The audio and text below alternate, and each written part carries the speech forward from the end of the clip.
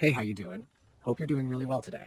I want to talk with you about the brand new update for FBC, Firebreak version 1.6.2, also known as Breakpoint. This is the first major update the game has received, and honestly, it feels like a whole restructuring of how the game wants you to play, progress, and enjoy your time in the Bureau. So instead of making this feel like patch notes being read out loud, I want to walk you through it the way I'd explain it to a friend, pointing out not just what's new, but also why it actually matters for you when you load into your next run. Because if you've been around Firebreak for a while, or maybe you're just coming back after a break, this update is pretty much redefining the core experience. The very first thing you'll notice is that the old job board system is completely gone. In its place, we now have something called the crisis board. At first, you might think, okay, it's just a UI change, but it's way more than that.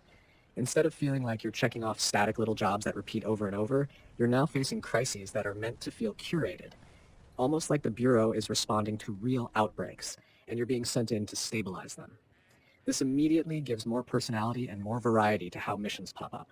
On top of that, they've introduced a brand new crisis called Outbreak, set in the research sector. It brings its own hazards, objectives, and most interestingly, mold-type enemies that change up how fights feel. And what makes this system exciting is that sometimes the game will throw alternative objectives at you in early zones, replacing what you thought you'd be doing.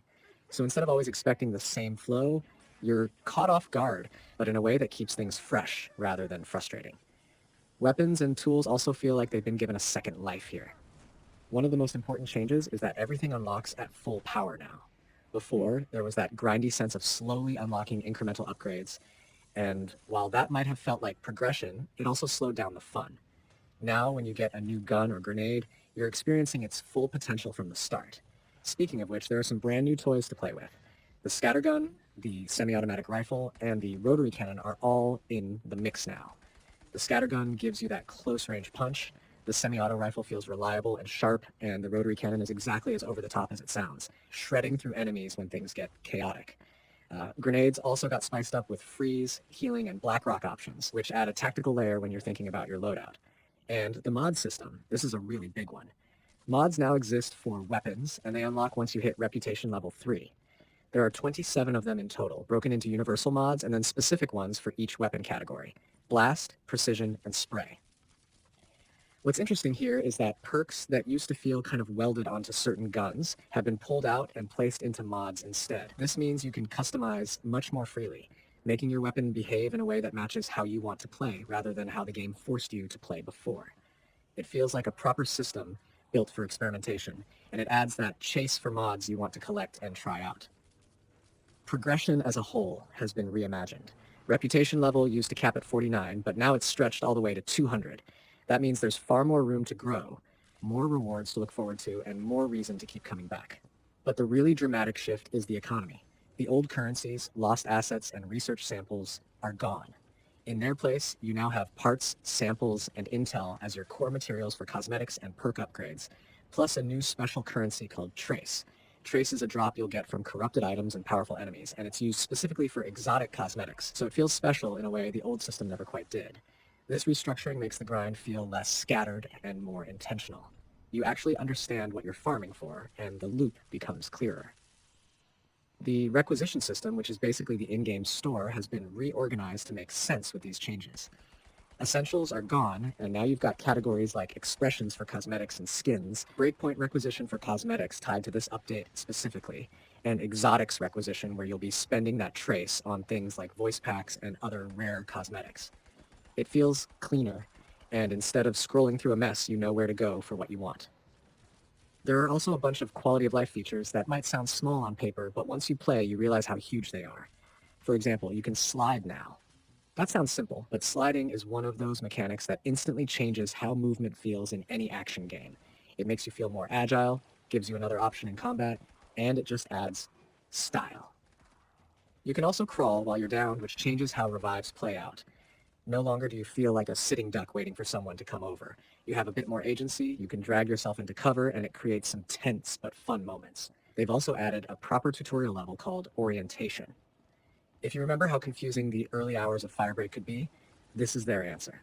It's designed to onboard new players in a smoother way, but it's also helpful for veterans who want to see how the new systems slot together. On top of that, there's now a media viewer that lets you rewatch training videos, including the Welcome to Firebreak intro, which just adds to the sense that the Bureau is this larger organization constantly briefing you. The harmful condition system also got a major fix. Before, if you caught on fire or got infected, it could spread to other players, which often led to chaotic, unfun moments where the whole team was collapsing just because one person slipped up. That's gone now. Conditions are locked to the person who got hit. Visuals for conditions like burning, cold, or mold infection are clearer too, so you know exactly what's happening to you and how to respond. It's small in description, but it's a massive improvement for teamwork and clarity. Other tweaks that just make life easier include the ability to pick up items with a simple button press instead of holding down, randomized but clearly marked shower and ammo station locations so you're not always sprinting to the same corners, and an objective marker that pops up when a corrupted item spawns so you know where to grab the neutralizer. Even the little mini games that happen during emergencies can now be rebound to different buttons, which is great for accessibility and comfort. Healing feedback has been tuned so you can actually tell when you're recovering, and the UI overall is smoother and more readable. Balancing has been a huge focus too. Early game objectives in zones 1 and 2 now require about 25% fewer completions, which makes the start of a run feel less grindy. Recoil on single-shot weapons has been toned down, meaning they feel more accurate and rewarding to use. Players stagger when you take damage has been adjusted so it's not as punishing. Enemies at higher threat levels have had their density and tuning adjusted, so instead of just throwing more at you, the fights feel more thought out. Some mission-specific things have been reworked too, like radiation damage and ground control being balanced differently, or frost anomalies in freezer duty behaving in a way that doesn't just wipe you out unfairly. And ambient heat damage, which was frustrating for so many players, has been removed entirely, except on the extreme threat level. That's a massive win. There are also cosmetic and visual upgrades sprinkled throughout the update. New armor sets, exotic helmets, gun skins, and sprays give you more ways to express yourself. It's not just about stats anymore. You actually look cooler while doing the work. And since the new progression system ties cosmetics and perks to materials and trace, it feels more connected to the core loop. You're not grinding for some abstract number. You're grinding for something you'll actually see and enjoy. If you step back and think about what this update really means, it's clear the developers are trying to shift Firebreak from being a somewhat grindy, repetitive experience into something that feels structured, rewarding, and exciting to replay. The Crisis board changes how missions feel, mods add depth to weapons, progression has been stretched to give you long-term goals, and the economy is simplified so you actually know why you're collecting the stuff you collect. Movement is better, team play is smoother, and balance is tuned in a way that respects your time more. It's like they've listened to all the little frustrations players had and addressed them one by one, while also dropping in a bunch of shiny new things to keep people invested. The best part is how it all ties together. When you're playing now, you don't just feel like you're grinding for the sake of grinding.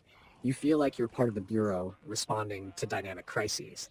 You've got tools that are powerful from the start. You can customize your style through mods, and when you level up or collect resources, you know exactly what you're working toward. Even dying feels better because you can crawl away and maybe give your team a chance to pick you back up. Sliding just makes everything cooler, I can't lie. It's easy for patch notes to look like walls of text, but when you're in-game, you can immediately sense how much smoother the pacing is. You get into action faster, objectives don't drag, fights feel fairer, and rewards make more sense.